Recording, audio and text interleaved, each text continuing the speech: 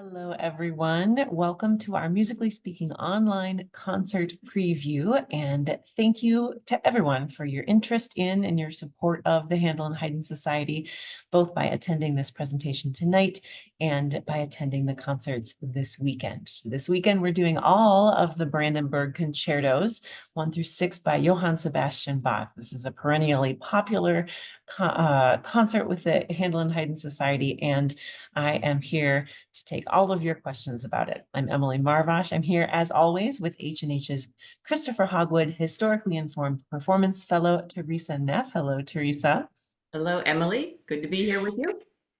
Teresa is still giving in-person musically speaking concert previews before each concert, and I will tell you a little bit more about that later. But I'm also really glad that we can offer this online preview series to our audiences as well. This presentation will be recorded for future viewers or for yourself if you want to watch and rewatch or send to your friends. This online format also gives us the chance to talk to our wonderful musicians, and I'll invite them on screen. Tonight, I would like to introduce Kathryn Montoya. She'll be playing recorder and oboe in the concerts this weekend, and John Thiessen, who will be one of our trumpet players. Kathryn and John, welcome. One quick question for you. I'm going to start with Kathryn. Do you remember the first Brandenburg Concerto you ever played? I do. It was Brandenburg 1, and it was in youth orchestra. It might have been Tanglewood, actually, in a summer program, reading through it on modern instruments, and it was a blast. The beginning of a lifelong relationship. Sean, how about you? What was your first Brandenburg? It was in my final year as an undergrad at Eastman School, and played it with a chamber ensemble that another student had formed, and also did it on my final recital. Great. So lots of experience on the stage this weekend is what you're telling me. A couple of quick housekeeping notes before I give the floor to Teresa for her presentation. This weekend, please note unusual dates, times, and locations. The performances this weekend will be Thursday at 7:30 at Sanders Theater on Harvard University's campus, and Friday at 7:30 also at Sanders, and then Saturday at 7:30 at Jordan Hall. No concerts on Sunday this weekend. All three performances are selling very well, especially Saturday, so act now if you haven't already booked your seats. And there was a great article a couple of days ago in the Boston Globe by A.Z. Madonna about the Brandenburgs and how the Handel and Haydn Society performs them every other year or nearly every other year, and they continue to be popular. We'll get a link to that article up in the chat for you. But that means that, Teresa, for you and me, this is not the first time that we have done a musically speaking concert preview about the Brandenburg Concertos, but it is different every time, thanks to our musicians and thanks to the questions from our listeners, which is different every time. So the four of us are here to answer all of those questions. You can ask your questions at any time using the question and answer feature at the bottom of your screen. And if you have any technical problems with the webinar today, you can also put that in the Q&A, and someone from the H&H staff will help you out. All right, Teresa, with that, I will hand it over to you. Thank you. I will share my screen, and we will start with a little bit about how these concertos came into being, and we'll use Bach's own dedication as part of the compilation of 6 concertos that he sent to the Margrave of Brandenburg in 1721 as our starting point, our jumping off point. And so Bach says, you know, I had the joy or the happiness of playing for your Royal Highness a few years ago. And we know that was in 1719 when Bach met the Margrave. And, you know, I like the next sentence where Your Highness observed at that time that Your Highness derived some pleasure from the small musical talent that heaven has given me. This is just one phrase in this dedication of a lot of self-deprecating language common to any dedication like this. And so then we get a little more information. When I was taking leave of your Royal Highness, you requested that I send you some of my compositions. We don't know why it took 2 years for Bach to do that, but he says, I've taken the liberty of presenting you with these concertos, and I don't want anything so much as, just to be more worthy of you and your service. So again, we get a little bit of the background from the dedication, and we also get that Bach may not mind having maybe another commission, maybe something else come his way as a result of this dedication. We also know that not very much came from it. The Margrave accepted the concertos, and for all intents and purposes, we don't believe they were performed in the Margrave's court. Manuscript copies were floating around, but it wasn't until the 19th century that this collection was found in the Margrave's library, and it's from that point forward really that the Brandenburgs have become so much a part of the concert repertoire. These are 6 concertos. They're all probably a final version or a version, shall we say, of concertos that were performed where Bach was working at the time, which is at the princely court at Köthen. Bach was Kapellmeister there, and he had an ensemble of musicians, a core ensemble that could do most of the concertos, and it was also a kind of crossroads where other musicians came and went.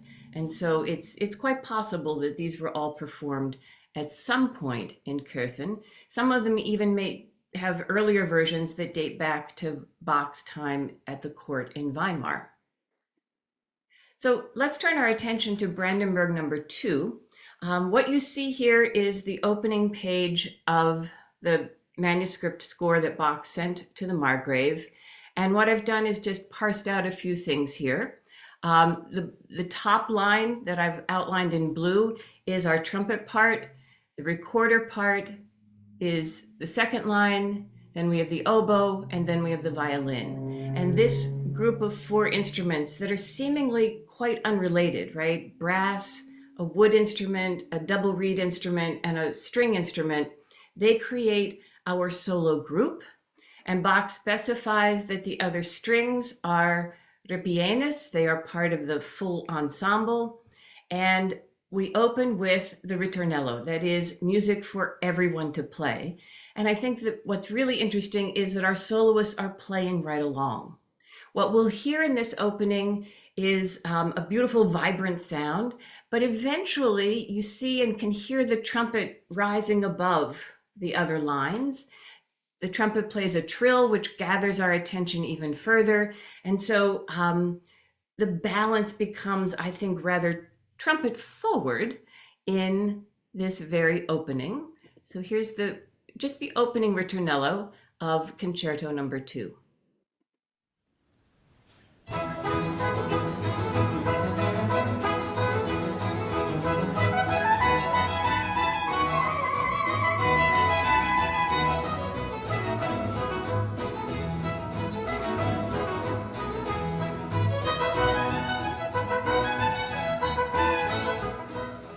So from that point forward, we get the introduction of the soloists. And again, what I've marked out is this is the closing of that ritornello, which we just heard. The first instrument we hear is the violin. That's marked off in the highlighted rectangle. And notice that no one else is playing. Everything else is blank. Except for the basso continuo. They are that continuous bass line that holds everything together. We get just a snippet for the first violin soloist, and then everyone joins in. And this is where things get really interesting, because the violin continues with a different kind of accompaniment line. No one else in the ensemble is playing except for the oboe, who is now playing what the violin has just played. So this wonderful pattern will be established of passing the solo portion off to a new instrument. Here's that part just after we finish the opening ritornello.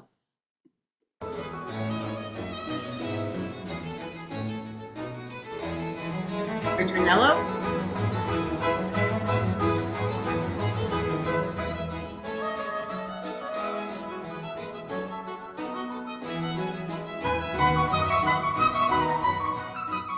And another ritornello that takes us to the next passage where the same idea continues. Now the oboe plays the accompaniment line and brings or introduces the recorder. And we get a ritornello, and the recorder introduces the trumpet.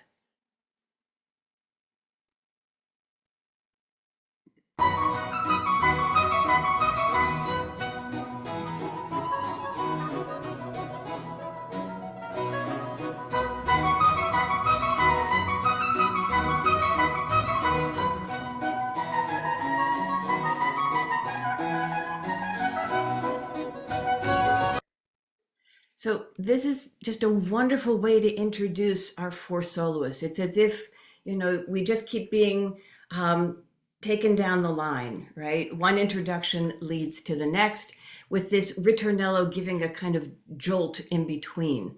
It's rather unusual as well, not only to have this group of instruments, but to have this way of passing the line from one to the other.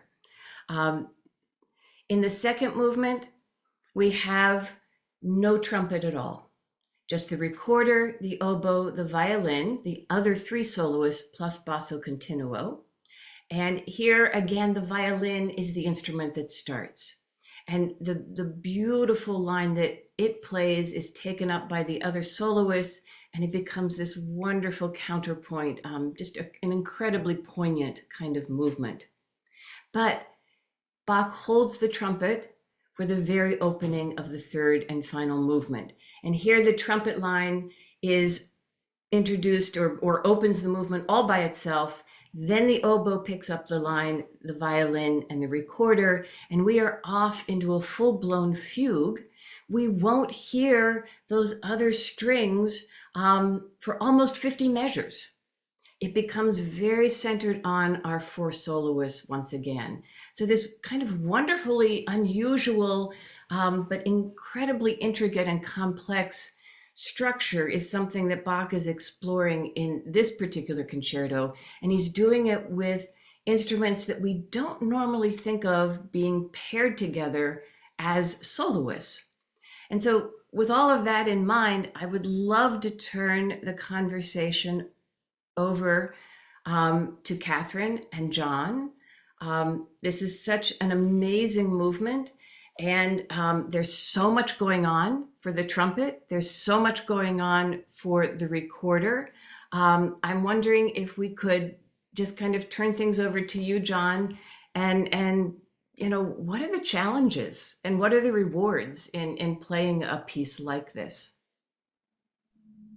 It's sort of the Mount Everest for the instrument, and I've been working on this since January, and you can hear my voice is a little restricted. I've been ill for a while, and so I lost about 2 weeks of playing because I literally couldn't play without coughing, and so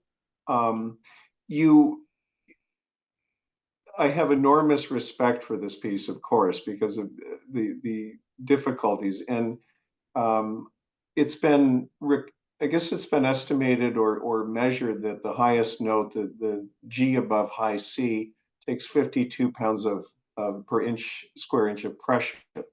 So, you can literally black out doing this, and you have to be physically fit. But you also have to be smart in your breathing. The trumpet doesn't up that high, doesn't take much air, and so there's the added difficulty of maybe over breathing and beginning to hyperventilate. So you take a number of very short breaths to get you through the phrases while monitoring what we called the law of diminishing returns. So as your lip gets very tired, you have to sort of monitor that and pace yourself through, especially through the first movement, which is about 5 minutes long, and the third movement is about 3 minutes long. So it's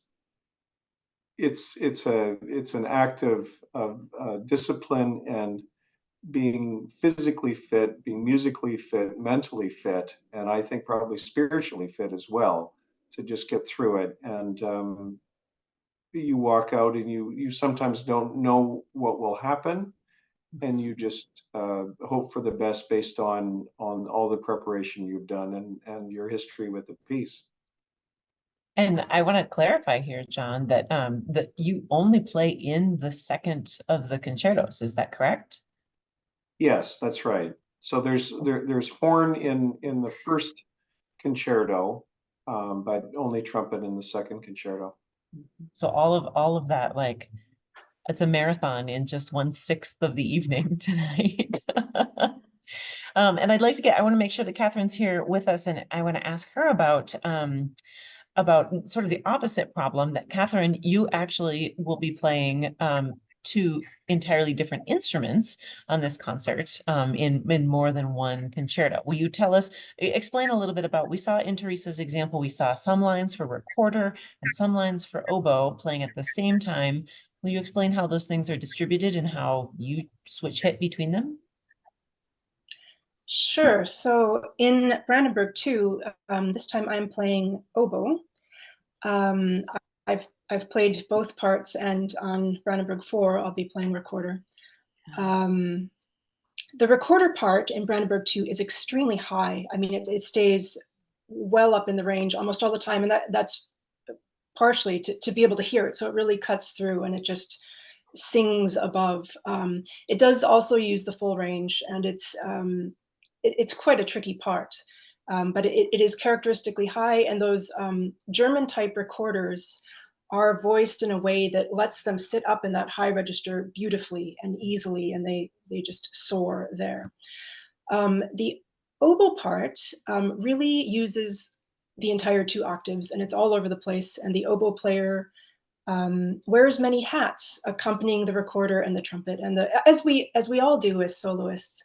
But I feel like it's quite fun while playing the oboe to be able to change your color to be more like a trumpet, or to sort of pull back and be a bit like a recorder, or yeah, it's a bit of juggling, and again, a tricky part, but well worth the effort. Yeah, there's a question from one of our listeners about that, about adapting your color and blending your color to be more like other instruments, or to be more like, normally if you're on stage, you've got 2 or 3 of your same kind of instrument and you're trying to kind of sound like a section together. But in this, your section is the little solo group. And so so I like that idea of sounding like a trumpet. Yeah, and you'll hear in Brandenburg too that I get to sort of have these little conversations back and forth with John. That he'll say a phrase and I'll say it back to him, and I often get paired with him both in the first movement and the last.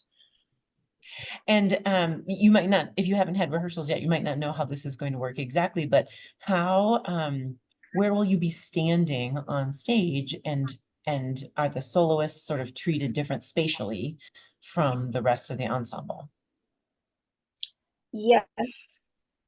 So I'm standing right next to John, which All is the time. very helpful, and I'm directly across from Aislinn. So I can see Aislinn and Eloise playing recorder very clearly, but I'm actually partnered directly with John, standing next to him.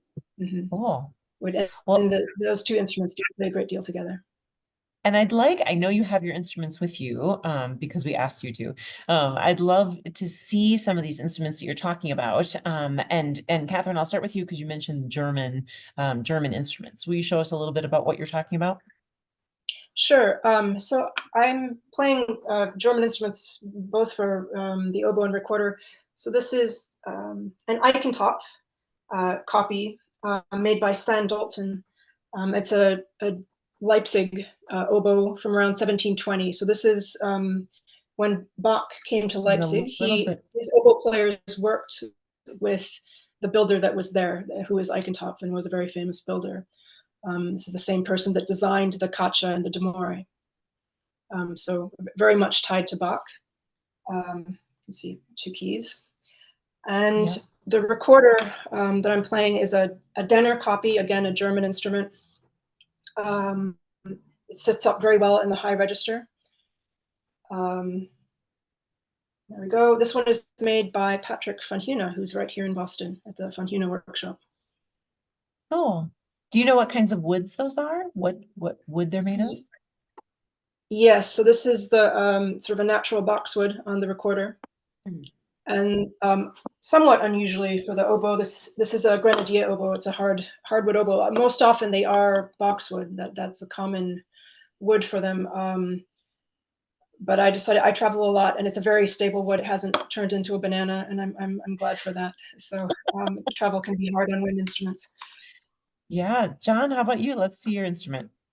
Well, I'll just do this. So it's hand hammered metal, brass alloy, and just wound a couple times. And no valves, of course. The valve was invented in 1825. So this is all done with embouchure and restricted to the notes of the harmonic series. So that's a series of notes. If you put your sustain pedal on your piano, you're going to hear a low note and then notes above it. That's the harmonic series. And so natural brass, the trumpet in Brandenburg 2 and the horns in Brandenburg 1 are restricted to the notes of that series of pitches. And in the example that Teresa played for us, and I'll mention that that was actually a recording of the Handel and Haydn Society, and John, you were playing on this recording, that bright trill that happens fairly early on. How do you make a trill on an instrument that doesn't have any keys? You're just switching between 2 harmonics. So in this case, it's what we think of harmonic 12, which is the high G, and then harmonic 13 is the A above that. So you're moving your tongue and just directing air so that it goes very quickly back and forth between those 2 notes. I know. I feel the same way, Teresa. It really is a tightrope walk. To watch you guys do this. It's really incredible. Teresa, I want to talk a little bit more about the Margrave of Brandenburg and how Bach sort of, just sent off this application. And this is something that musicians do all the time. We're always sending off, I would love to work for you. I would, and composers are still doing this today. But did the Margrave's court have this wide variety of instruments? Would this have been possible to all perform together? Probably not. The Margrave was actually the uncle of the ruler, and the ruling king was he was not into music at all. He was very geared towards the military, so his side of the court was rather austere. His father, who was the Margrave's brother, was very much into the arts and music and whatnot, and so the Margrave is continuing that, what his brother basically started, and was allowed to continue it, but it wasn't as grand and as large. So scholars don't think he had necessarily the exact complement. It's not as if Bach went, "Oh, I know they have X, Y, and Z, so I'm going to send these." But we're not entirely sure how large or what that complement actually was. And even the group in Köthen couldn't have played everything, right? He would have needed a trumpeter to come in. He would have, so it was, these are wonderful works in the sense that they are Bach's imagination, at work. And I find wonderful and fascinating.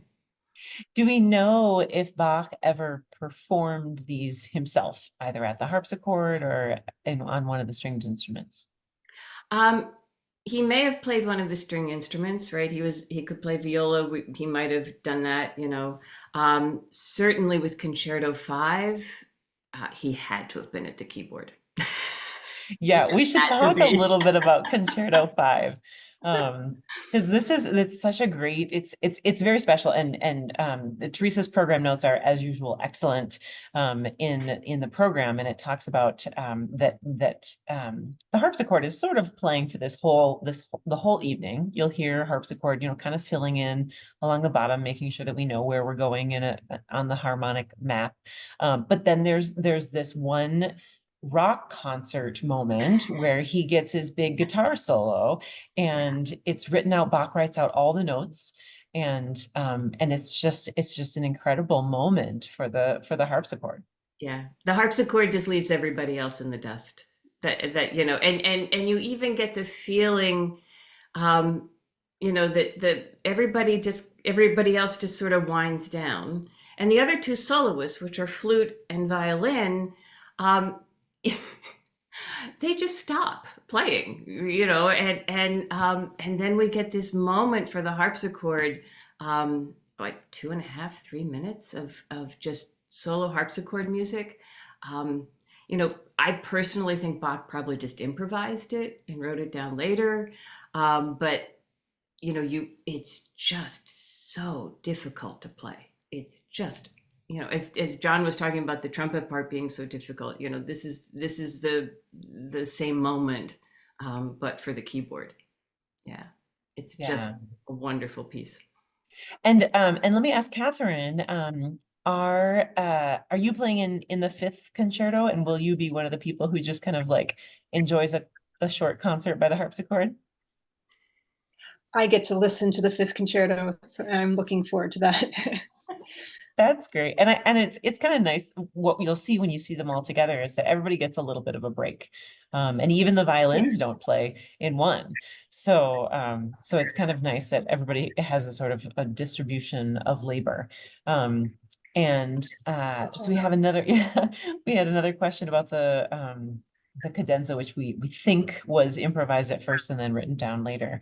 But Kathryn, since I have you up again, and you've already showed us your instruments, but will you tell us maybe a story about one of them and how it came to be in your life? Because this relationship must be very special.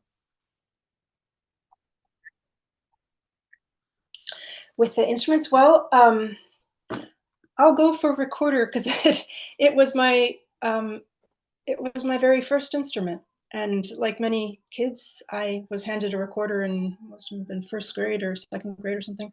I lived in Costa Rica at the time, and that was my gateway to loving music and a whole lot of friendships and a career as well. So yeah, I picked it up much later. I ended up going to Oberlin Conservatory and came back to the recorder.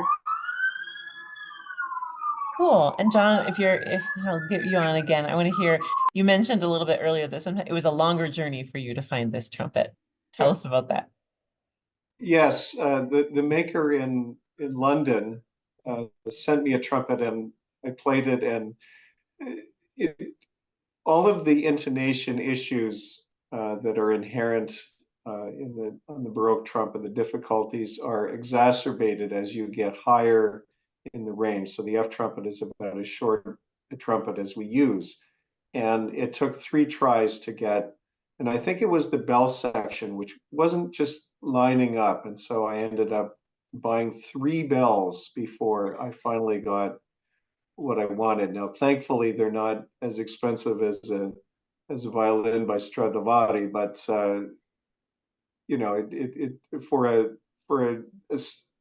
just emerging professional out of school, it was a little hard on the pocketbook. But what I ended up with, thankfully, is just fabulous, and it's a very reliable instrument. And if anything goes wrong, it's me. It's certainly not the trumpet.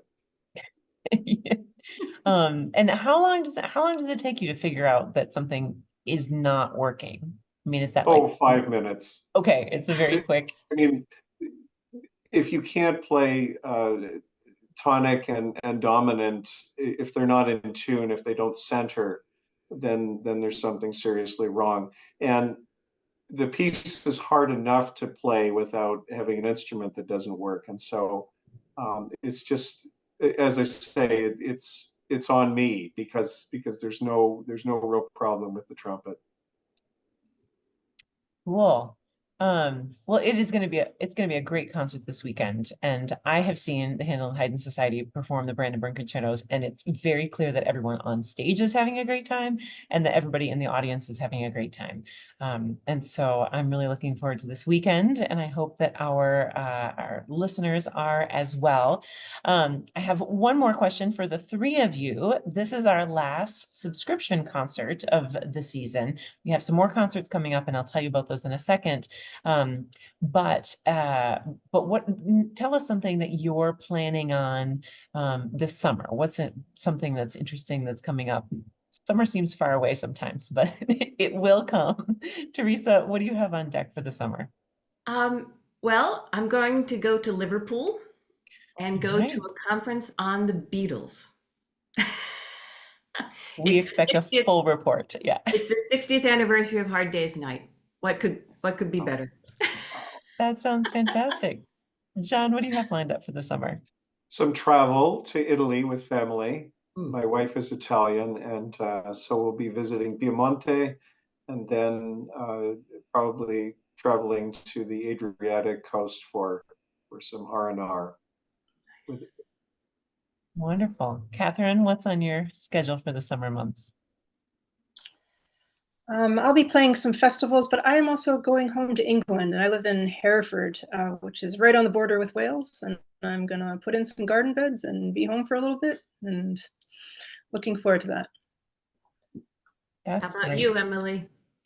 Yeah, I went to England last summer, so I missed the memo that this was the summer to go to England. I'm a little closer to home. I'm really excited about the American Repertory Theater's production of The Great Gatsby, which is coming. It's hard to get tickets for this show, but my mother is coming into town and we're going to go together in July. So I'm looking forward to that. And as I mentioned, so we do have some reminders as we're closing out. We're a little past 8 o'clock. And I wanted to remind everybody that of the concert times this weekend. That's Thursday and Friday night at 7:30. That's Sanders Theater in Cambridge. And the special Musically Speaking concert preview for the night features Teresa and violinist Susanna Agata. And that will be on stage at 6:30. So definitely come for that. That'll be very enlightening as always. And then Saturday night, 7:30 performance at Jordan Hall, and the concert preview is at 6:45. So thank you again. Thank you to John. Thank you to Kathryn. Thank you to all of you listening and watching for all of the ways that you support the Handel and Haydn Society. Although this is the last subscription concert for the season, our extremely hardworking H&H youth choruses, which are celebrating their 30th anniversary this year, still have concerts on May 18th and 19th at the Roxbury Community College. And it's a great program. So definitely, if you can attend that, make sure that you put that on your calendar. It's also on the website, handelandhaydn.org. The 24-25 season subscriptions are on sale, and you can find ways to renew those at the concerts this weekend. And one more note, about 5 years ago, there was the boy that said wow at one of the Handel and Haydn Society's concerts. And there was a little story in WCRB about it. And now a man named Todd Boss has written a picture book about that experience. So it's something to have a look at. There's a Boston Globe article about that as well. So I wanted to say all of those things, all of the notes and everything, and most importantly, enjoy the concerts this weekend. They will be truly wonderful. Thank you so much. Thank you, John. Thank you, Kathryn. Thank you, Emily. Teresa. We'll see you next Teresa. time. Thank you, Kathryn. Bye-bye.